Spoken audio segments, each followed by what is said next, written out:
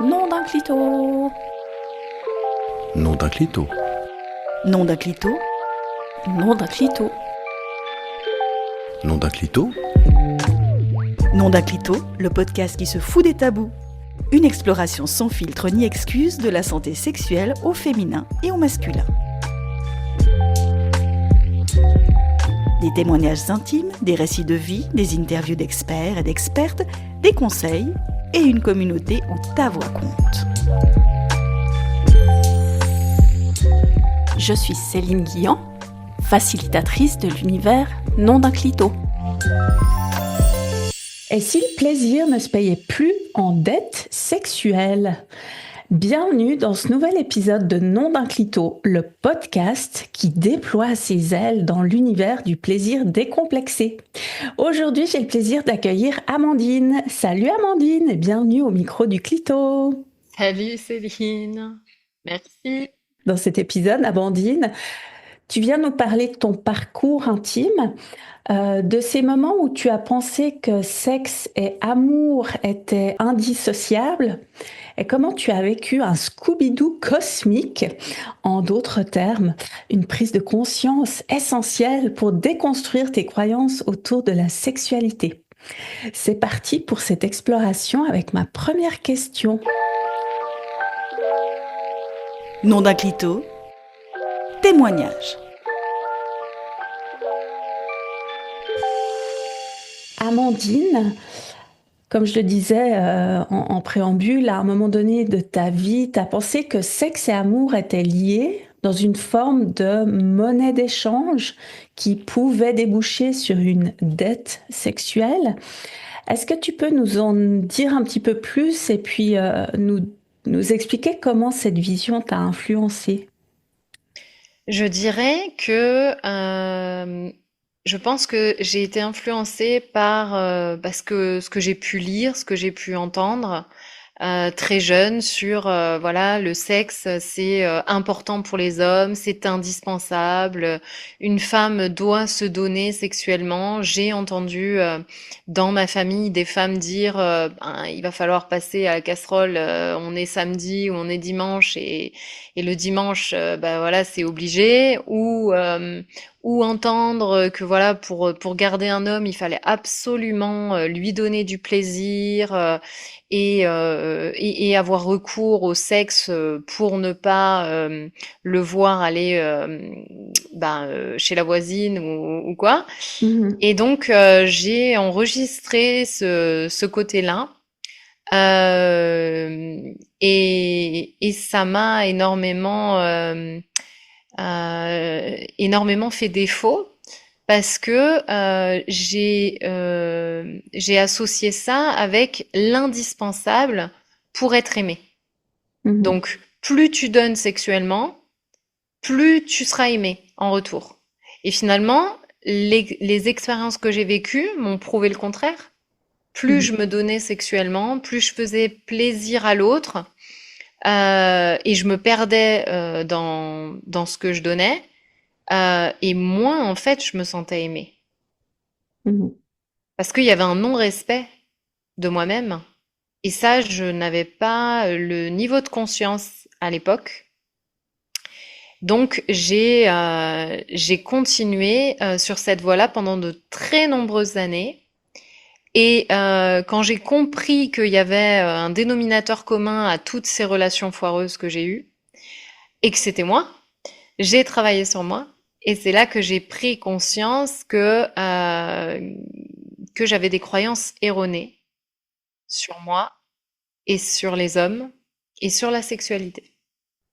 Peut-être tu pourras nous donner quelques exemples, mais effectivement, aujourd'hui, Amandine, toi, tu es dans une relation épanouie avec un homme qui est ouvert, attentionné.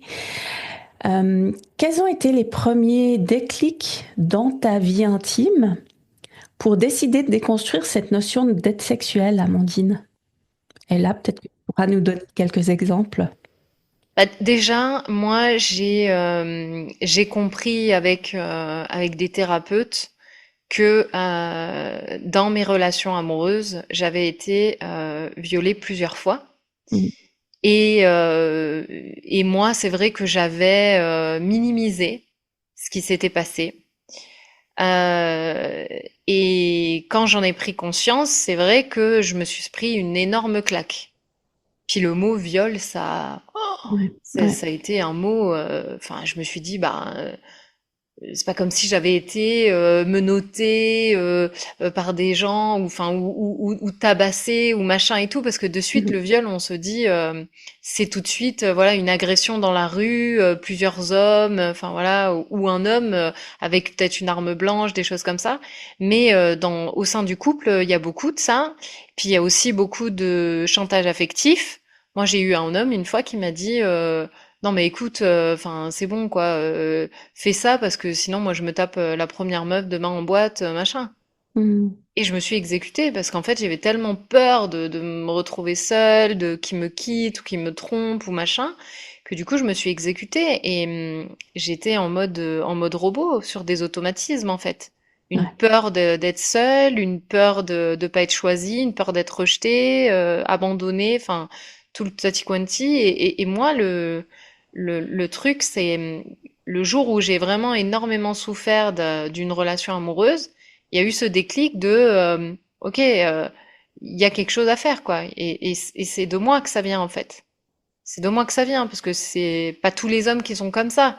J'avais envie de croire que tous les hommes n'étaient pas comme ça. Et c'est en travaillant sur moi que je me suis rendu compte que le plus important, c'était pas que l'autre soit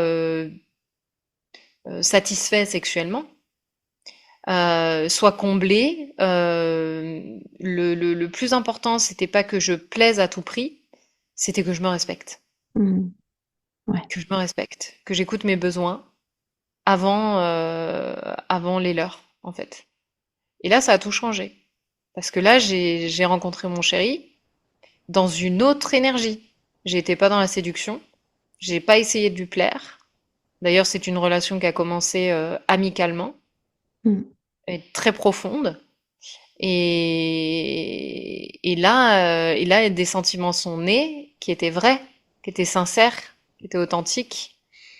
Et c'est là que je me suis rendu compte que la sexualité, c'était important, mais pas indispensable pour un homme. Mhm.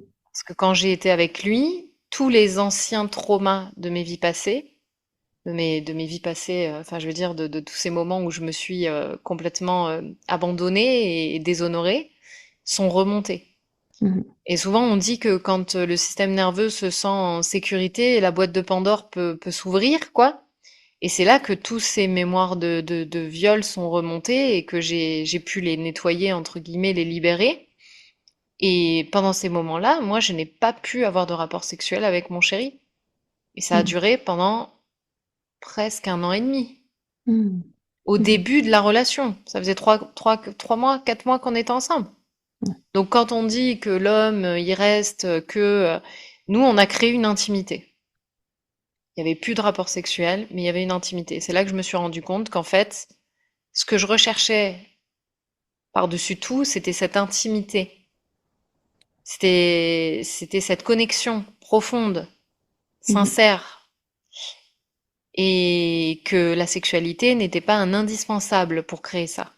Et ce que j'ai pu remarquer dans les, dans- chez mes amis, chez mes copines, c'est que souvent, le couple va créer cette sexualité qui est des fois une monnaie d'échange. Hein, enfin voilà, tu me donnes un câlin, je te fais une pipe. Enfin, on est un peu Mhm. là-dedans. Hein, Ouais. ou tu me fais un cadeau et je te fais une pipe parce que je me sens redevable et machin. Et puis finalement, cette intimité profonde,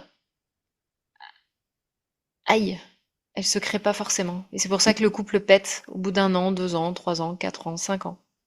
Ouais. Et, je- et souvent, c'est ce qu'on voit chez les personnes qui restent très très longtemps ensemble. Il y a une connexion, il y a une intimité. Et l'intimité, elle peut se faire nue en se caressant ou juste en se faisant un câlin ou juste en se regardant avec tendresse ou juste en se prenant la main ou et c'est pas tous les couples qui ont cette intimité-là. Mhm. Et donc moi j'ai compris que non, les hommes ne sont pas tous des animaux qui ont besoin de sexe voilà brutal, bestial, animal. Ils, ils peuvent aussi il peut y avoir des hommes. Peut-être qu'il y en a aussi, hein, mais je veux dire, la vie m'a montré que si je me respecte, je rencontre un homme qui est sur le même niveau, les mêmes envies que moi, Mhm. et qui ne va pas me faire du chantage affectif pour Ouais, ça. ouais. Donc oui, ça a été la plus grosse claque de ma vie de me rendre compte. Et d'ailleurs, c'est ce que je dis à mes clientes aussi. C'est toujours elles qui doivent se respecter dans l'acte sexuel, en fait. Elles ne sont obligées de rien, elles n'ont pas besoin de satisfaire les besoins de leur partenaire pour que leur partenaire reste avec elles. Et justement, Amandine, tu as nommé quelques exemples de, je dirais, transactions entre un homme et une femme. Est-ce que tu en as d'autres, comme par exemple aller au restaurant, offrir des fleurs, enfin des trucs bateaux auxquels Mais on ne penserait grave. pas forcément, Mm. que peut-être, qui pourront peut-être servir aux personnes qui vont nous écouter, tant hommes que femmes? Ouais, moi j'ai discuté avec une copine qui en fait avait une relation amicale avec un homme. Et cet homme était tellement gentil, lui a offert un voyage et autres, qu'elle s'est sentie obligée de coucher avec lui. Hmm. Comme si c'était, on pouvait pas lui faire un cadeau comme ça, sans rien attendre, quoi. Et je trouve que chez les femmes, et je pense que ça c'est dans l'inconscient collectif féminin depuis des années, enfin ça fait pas très longtemps qu'on a quand même le droit de travailler. Si on regarde, c'est très récent, quoi. Mhm. Donc moi ma grand-mère, il fallait qu'elle demande l'autorisation de mon grand-père. Et mon grand-père avait pas envie, donc elle a pas travaillé. Hmm. Donc, je veux dire, on a encore un peu gardé ce côté-là de je dois satisfaire mon homme, quoi. Alors, il y a certaines femmes qui sont complètement émancipées de ça, et je sais pas si c'est une majorité aujourd'hui. Hmm. Je vois qu'il y a encore beaucoup de femmes qui se sentent obligées. Hein, des femmes moi j'ai discuté avec des femmes, oui, on vient d'avoir un bébé, ah, la sexualité, oh, j'ai pas envie, hein, tu vois, là, j'ai envie de mon bébé, mais bon, quand mon chéri me monte dessus, bah, je vais pas le repousser, le pauvre. Hmm. Ouais, Le pauvre de quoi? ouais, ouais. Enfin, je veux dire, personne n'est mort de ne pas avoir fait de sexe. C'est comme des femmes qui s'obligent alors qu'elles ont des douleurs. Combien de copines qui m'ont dit, ah oui, j'ai une mycose, mais bon, je serre les dents, quoi, hein, parce que en même temps, je peux pas non plus le priver. Ouais, Aujourd'hui, tu vois, ouais. j'en rigole, j'en souris, mais à l'époque, pour moi, c'était normal ce qu'elle me disait. Ce discours-là, c'était un discours que auquel je croyais. Mhm. Il a fallu que je fasse cette rencontre-là avec mon chéri pour me rendre compte que il y avait un autre monde qui existait et que finalement, tout ce que je croyais être vrai, l'était pas. Est-ce qu'on peut aussi dire, Amandine, que même les femmes qui ont un salaire, on ces réflexes-là, c'est pas parce que tu es Complètement. dépendante, enfin dépendante, j'utilise ce mot-là, financièrement d'un Ouais. conjoint que tu vas Hmm. forcément avoir ce genre de transaction, mais aussi si tu as ton C'est propre ça. salaire. Ouais, ouais, ouais, c'est ça, parce que il y a encore cette peur de perdre. Alors, je sais pas qui c'est qui a sorti que voilà un homme, s'il n'était pas contenté sexuellement, il irait voir ailleurs ou il quitterait sa femme. Mais du coup, il y a cette peur inconsciente chez énormément de femmes. Mhm. Et moi, tu vois, quand j'ai réalisé que finalement le sexe c'était pas ça qui faisait rester un homme, mais c'était vraiment la connexion intime et profonde, je me suis rendu compte que finalement en me rappelant, en me remémorant certains amants que j'ai pu avoir qui me prenaient que pour le sexe parce que ils avaient pas du tout envie de s'engager avec moi. Il y en a beaucoup qui m'ont témoigné qu'ils étaient très amoureux d'une femme qui ne faisait pas l'amour avec eux. Mhm. Et ils sont restés des années avec elle, en me disant oui, j'étais très frustrée, mais je l'aimais. Et moi, je me disais, mais attends, mais c'est pas possible, elle écarte pas les cuisses. Et à cette époque-là, je me disais, mais comment c'est possible? Comment ils peuvent tomber amoureux, tu vois? Et en fait, oui, les hommes ont besoin de profondeur pour tomber amoureux. Mhm. C'est pas la femme qui va tout leur donner au lit qui va faire qu'ils vont rester avec elle. Et d'ailleurs, tu vois, moi, aujourd'hui, ça me fait rire jaune quand je vois des coachs love ou des coachs en sexualité expliquer comment garder un homme en maîtrisant certaines postures au lit. Ouais. Alors qu'on sait qu'une femme va s'attacher après l'acte sexuel d'une manière émotionnelle et voilà, alors qu'un homme, pas du tout, Mhm. pas du tout. C'est pas ça qui lui fait sécréter de l'ocytocine. C'est pas ça qui lui fait donner envie de rester avec la femme. C'est pas du tout ses compétences sexuelles et le plaisir qu'il va avoir avec elle. Ça va être une intimité profonde. C'est partager des moments intimes avec elle. Et intime ne veut pas dire sexuel. Nom d'un clito, abonne-toi et like tes épisodes favoris. C'est toujours Céline au micro du Clito. Et aujourd'hui, avec Amandine, on plonge dans les méandres des relations intimes, celles où on peut croire qu'il existe une dette sexuelle, un échange tacite entre hommes et femmes. Puis on continue là de déconstruire cette idée avec ma prochaine question. Amandine, il y a beaucoup de femmes qui vivent encore cette pression, ce poids d'avoir à payer pour de l'affection ou de l'amour par le sexe. Et puis, tu nous as donné pas mal d'exemples dans les schémas qui sont liés à cette vision, donc les schémas culturels ou familiaux, dans ce qu'on nous a transmis, dans ce qu'on nous a dit.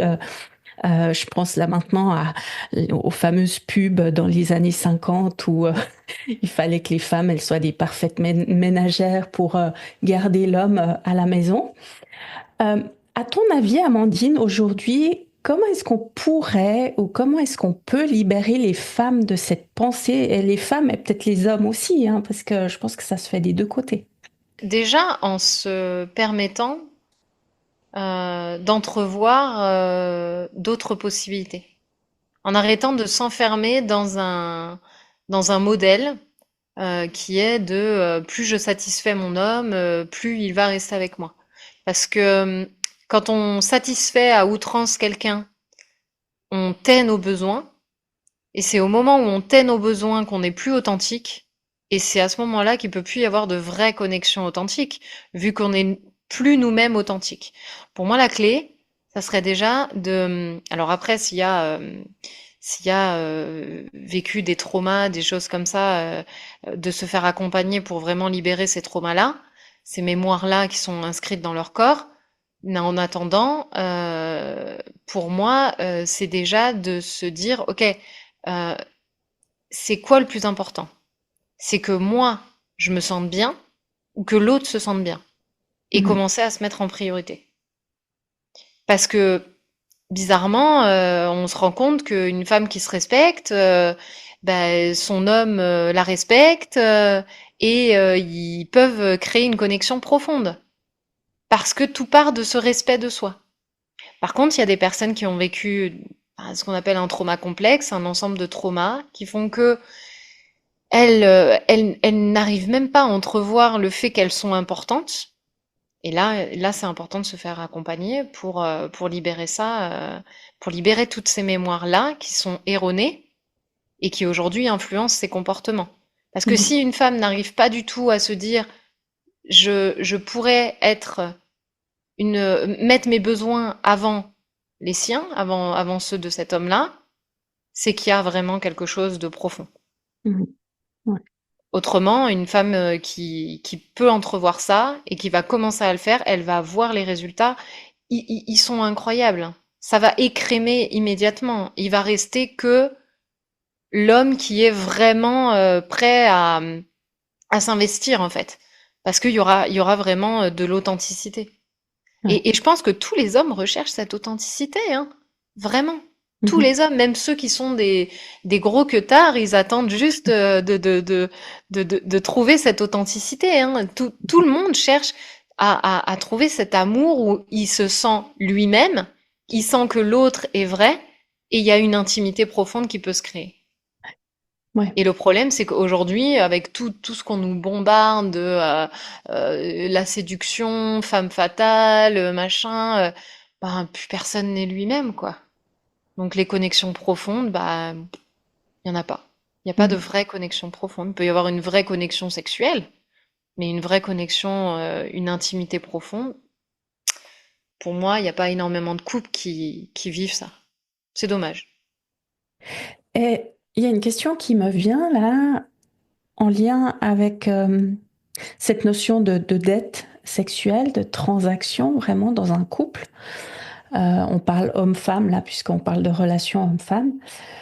Euh, Est-ce que tu pourrais dire que c'est relié à une forme de dépendance affective ou est-ce que ce que tu peux observer, ou en tout cas euh, ce que tu as pu observer en discutant avec tes copines, celles qui auraient peut-être plus tendance à le faire, c'est parce qu'il y a une forme de dépendance affective ou en fait c'est complètement décorrélé et puis ça veut absolument rien dire? Il y a les deux. Moi, je dis il y a les deux.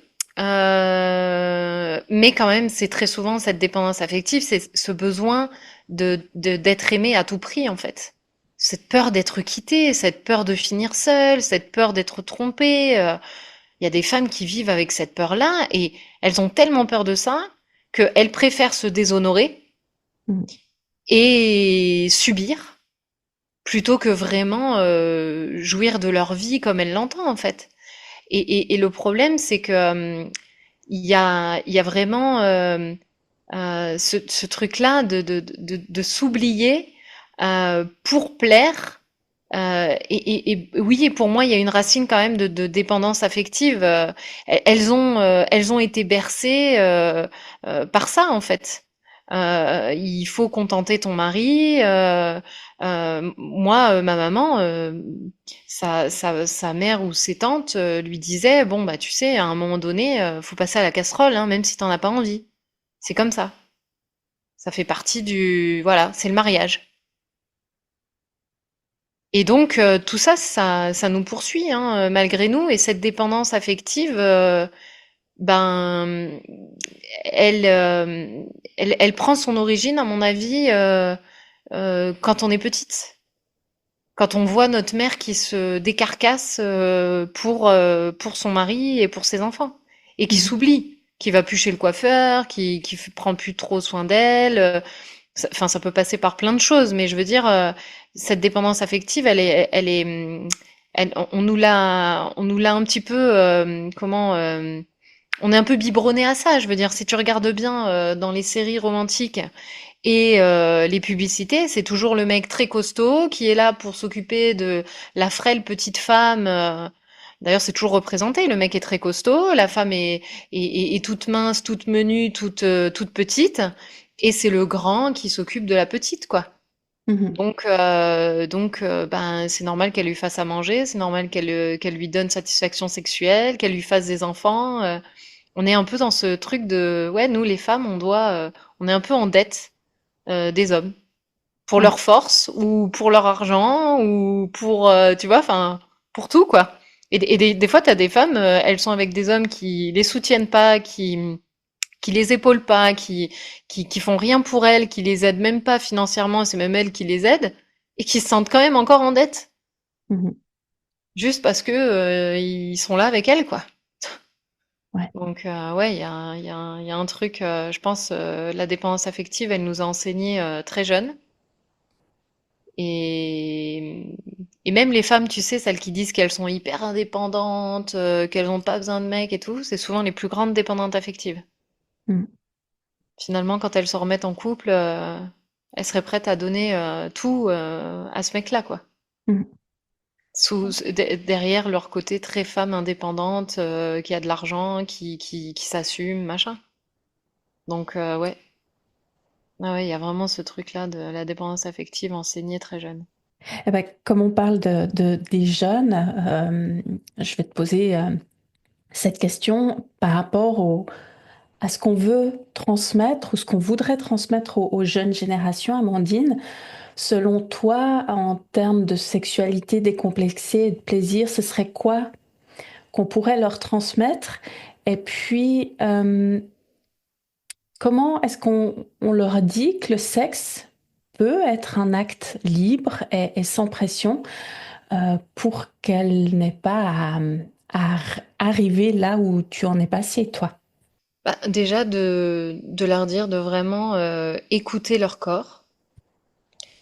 Euh, c'est vraiment de ressentir en fait si elles en ont envie ou pas. Puis si elles en ont envie au départ et puis qu'elles en ont plus envie parce que ça va trop vite, parce que c'est vraiment de s'autoriser à dire stop en fait. Il y a Mhm. aucun homme qui peut les forcer. Euh, et, et, et, et très honnêtement, ce qui va vraiment les aider, je pense, c'est vraiment de se dire qu'elles sont très importantes, qu'elles soient que l'homme avec qui elles sont le leur dise ou pas, elles restent importantes. Mhm. C'est pas parce que dans un homme, elles se sentent pas, dans les yeux d'un homme, elles ne se sentent pas reconnues, belles, euh, assez, qu'elles ne le sont pas, déjà. C'est juste de se rappeler qu'en fait, elles sont déjà assez, et que peu importe ce que l'extérieur peut leur dire, euh, ça ne changera rien à Mhm. ce qu'elles sont, déjà. Et, et d'écouter, ouais, d'écouter vraiment leur corps. S'il y a des pratiques qu'elles ont envie d'expérimenter, bah, qu'elles se lancent. Et puis si en plein acte, elles ont plus envie, elles ont le droit. Elles ont le droit de se retirer. Elles ont le Mhm. droit de dire non. C'est leur corps. Personne n'a de pouvoir sur leur corps. C'est elles qui décident, personne d'autre. Ouais. Qu'il soit beau ou pas, cet homme-là, c'est elles qui ont ouais, le pouvoir sur leur corps en fait. Mhm. Parce que des Mhm. fois, il y a aussi, tu sais, ce côté, t'es jeune et le mec il est beau et il te demande de faire des trucs de fou et t'en as pas envie, mais tu te dis, oh, quand même, je voudrais pas qu'après.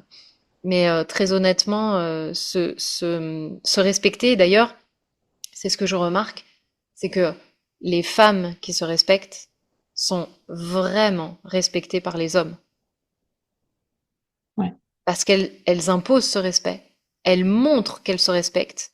Elles ont cette aura magnétique qui fait que les hommes, ben, ils sont obligés de les respecter, en fait. Et ils se posent même pas la question de est-ce que je vais pas la respecter. Et Mhm. c'est d'obtenir, de vraiment être dans cette posture de je suis assez. Ce mec-là, au fond, je le connais pas. Je sais même pas ce que ça va m'apporter. Donc, je lui dois rien. Je pense que c'est ça que je dirais, moi, si j'avais une fille. Je lui dirais, même si le mec est beau, tu lui dois rien. T'es belle, toi aussi. T'es assez tel que tu es. Peu importe ce qu'il peut te dire, tu lui dois rien. Mhm. Tu vois? Vraiment. Ouais. Je leur dirais ça. Parce que tu vois, des fois, on n'en a pas parlé, mais ce côté où la femme se trouve pas assez jolie et que du coup le mec il est beau et que du coup elle se sent obligée de le satisfaire parce qu'il est beau, parce qu'il y a ce truc-là, tu vois, de ah moi je me trouve moche et là je suis avec un beau, il faut que je donne tout Mhm. et je vais complètement m'oublier. Bah ça, souvent quand on est jeune, on a tendance à l'oublier. Donc moi je dirais, tu dois rien à personne. Ouais. Il a beau être beau, rien à foutre. T'as envie, t'as pas envie. Point. Oui, puis surtout faire attention à ce qu'en face, ça soit respecté aussi, parce que si le type, il force ou il essaye de, ouais, mais tu sais, ou qu'il fait du chantage, ouais, mais qu'est-ce qu'elles vont dire tes copines? Je te dois rien. T'es qui, toi? Mm. Je te dois rien. T'as beau être beau, t'as beau être riche, je te dois rien. Ouais. C'est vraiment, c'est ça que je lui dirais. Je lui Mm. dirais. Et puis, et vraiment de se répéter, et ça, toutes les femmes, je leur dirais, vous êtes assez, en fait. Vous avez rien besoin, ni plus mince, ni plus ronde, ni plus de seins, ni plus de fesses pour être aimée. Mm. C'est juste que tu es en face de la bonne personne, celle qui te respecte, celle qui est prête, ou celle qui l'est pas à te respecter. Et là, bah, si elle est pas prête à te respecter, tu te barres, tu lui dois rien. Mm. C'est à toi que tu dois tout. Aux autres, tu leur dois rien. Moi, c'est Ouais. ça que j'aurais voulu on me biberonne à ça. J'aurais Mm. voulu voir que des séries romantiques où la femme, elle dit non, où la femme, elle se positionne, ou c'est ça que j'aurais voulu voir, quoi. Parce que je pense que ça m'aurait énormément influencé. Ouais. Parce que si Ah tu bah, regardes bien, regarde tout ce qui est hyper connu, je sais pas moi, 50 nuances degrés. C'est une femme, elle est étudiante, elle rencontre un homme, elle a pas un rond, elle est étudiante, donc elle a pas un rond, elle rencontre un homme richissime, très beau, tu vois, enfin, je veux dire, on est toujours encore dans ce truc de moi je suis petite et l'autre il est grand, quoi. ouais. C'est vrai qu'il y a ce genre d'idées, de croyances aussi qui passent dans les séries, notamment aussi une autre qui est assez récurrente, c'est le fait que il faut être en couple, que Mhm. si on en parlait un petit peu avant dans les coulisses, si t'es pas en couple, t'es un loser ou une loseuse, que t'as pas réussi ta vie, et puis que bah, pour répondre à cette injonction de il faut être en couple, bah, parfois certaines personnes seraient prêtes à n'importe quoi, et puis bah, pour trouver l'amour vraiment le plus vite possible. C'est ça. Oui, oui, c'est vrai il y a cette pression d'être en couple. Après, c'est vrai que bon, moi, je l'ai vécu aussi beaucoup. Mais c'est vrai que quand t'es avec la bonne personne, ça change énormément ta vie. Maintenant, c'est vrai que si tu regardes bien, moi, j'étais déprimée quand j'allais au supermarché parce que tout était vendu par deux, quoi. Et ça Mhm. me rappelait à chaque fois que j'étais seule, quoi. Et ça me saoulait. Ouais. Et mais c'est vrai que oui, il y a cette pression aussi, même tu sais à la maternité, hein, si tu regardes bien. Hein. Moi, au début, je voulais être maman, et puis en fait aujourd'hui que je me suis sevrée de tout ce que je portais, je me rends compte qu'en fait c'est pas un désir, quoi. J'en Mhm. ai pas spécialement envie. Aujourd'hui, en tout cas, j'en ai pas envie. Peut-être demain, mais aujourd'hui, là, non. Et il y a beaucoup de femmes aussi qui vivent cette pression-là. Et moi, je discute avec certaines copines qui me disent, mais moi, si c'était à refaire, je l'aurais pas refait. Je l'aurais pas fait parce qu'il y avait la pression de la famille. Ça fait tant d'années que t'es avec lui, il serait temps de faire un bébé. T'as passé 35 ans, dépêche-toi. Après, machin, t'es foutu. Enfin, et j'en ai beaucoup qui m'ont dit, bah moi, je l'aurais pas fait, tu vois. Ouais, c'est vrai effectivement qu'il y a cette injonction aussi qu'il faut être une mère pour être une femme accomplie, alors que Ouais, c'est ça. finalement, t'es pas obligé de passer par cette case-là et que Mm, c'est, c'est, c'est, c'est un choix personnel. Encore une fois, hein, bon, mon corps, mon choix, mais c'est ça. c'est vrai que une femme qui n'a pas d'enfant, ça fait pas d'elle Mm. moins une femme. Bah ouais, mais c'est ça. Hein. Dès que t'as passé 30 ans, t'as pas d'enfant, c'est bizarre, quoi. T'as pas de mec, t'as pas d'enfant. Voilà. Oui, oui, non, c'est vrai que les femmes, elles vivent quand même un truc. C'est un homme à 35 ans qui est pas marié, qui a pas d'enfant. Bon, bah, ouais, il a pas encore trouvé la perle, machin. Mhm. Mais souvent, la femme, c'est. Enfin, regarde, même les Catherinettes, c'est 25 ans, quoi. Oh, 25 ans, t'imagines? Moi, j'ai été déprimée à chaque fois. J'ai eu cette pression aussi, ouais, de se mettre en couple à tout prix. Et je pense que t'as raison, ça joue énormément aussi sur la dette. La dette Mhm. sexuelle aussi, parce que tu vois, comme tu as la pression de te mettre en couple et d'avoir des enfants, bah, t'acceptes l'inacceptable en te disant que bon, allez, comme ça au moins tu rentres dans les cases Mhm. et Ouais. personne te fait chier, quoi. Donc Ouais. oui, ouais, t'as raison, il y a aussi ce truc-là aussi, ouais. Mhm. Être en couple à tout prix pour plaire aux parents, pour pas être la seule célibataire quand t'es invité chez tes amis. Et ouais, ouais, il y a cette pression. Bah, moi, je vois bien, hein, certaines femmes qui vont dans des relations pour pas être seules, c'est des relations qui sont merdiques, quoi. Certaines Ouais. copines qui restent dans des relations complètement merdiques, mais bon, c'est toujours mieux qu'être seule, quoi. Mhm. Bah non, vaut mieux être seule, moi je dis. Eh Seule et ben, attendre de rencontrer vraiment une personne qui rentre en résonance, quoi. ouais. Et justement, Amandine, est-ce qu'on pourrait pas dire que ça vaudrait plus le coup de d'abord faire un chemin de connaissance de soi-même et puis d'aller s'autonomiser, de se dire, bon, bah, moi, je suis capable, tu parlais des besoins tout à l'heure, de répondre toute seule moi-même à mes besoins. Je suis capable aussi de poser des limites et puis de les respecter moi-même, mes limites. Et puis ensuite, de se dire, bah, si je rencontre quelqu'un, finalement, c'est la cerise sur le gâteau, mais je sais qui je suis, je sais ce que je vaux, et puis je sais que ce sera une relation qui sera saine et qui partira sur des bonnes bases. Bah, en fait, je pense que ouais, c'est vraiment important. Après, il y a des relations amoureuses qui vont aussi permettre à certaines femmes de se retrouver, donc ça peut être aussi un chemin. Mhm. Je vois, il y a plusieurs personnes qui en parlent et plusieurs témoignages là-dessus. Je dirais que moi j'avais déjà fait un sacré chemin, mais quand même c'est cette relation aussi qui m'a énormément appris. Mhm. Mais c'est vrai que se respecter, respecter ses besoins, je pense que ça devrait être enseigné toute petite, toute Mhm. petite. Ton corps, c'est ton corps. Personne n'a le droit de le toucher. C'est toi qui décides. Tu es superbe. Tu seras toujours superbe, même si les autres te disent le contraire. Ouais, bah là, on en fait des gamines ouais, qui vont se respecter, qui vont qui vont respecter leur rythme, qui vont rien en avoir à foutre de ce que les autres vont essayer de leur inculquer et qui vont rester centrés, quoi. Mhm. Ouais, bah ça serait vraiment le top. C'est toute petite. Bah tu sais, le consentement, tout ça, moi j'avais des amis, le frère avait eu un enfant et ben ils avaient enseigné donc les parents à la petite fille que personne ne pouvait toucher son corps. Il y avait Mhm. des zones que personne, ni papa ni maman, n'avait le droit de toucher. Et ça, c'était très clair pour elle du coup. Mhm. Donc dès que quelqu'un s'approchait un peu trop, tac, elle savait dire stop quoi. Elle savait que Mhm. c'était pas bon. Aujourd'hui, t'as des enfants, ils savent même pas. Mhm.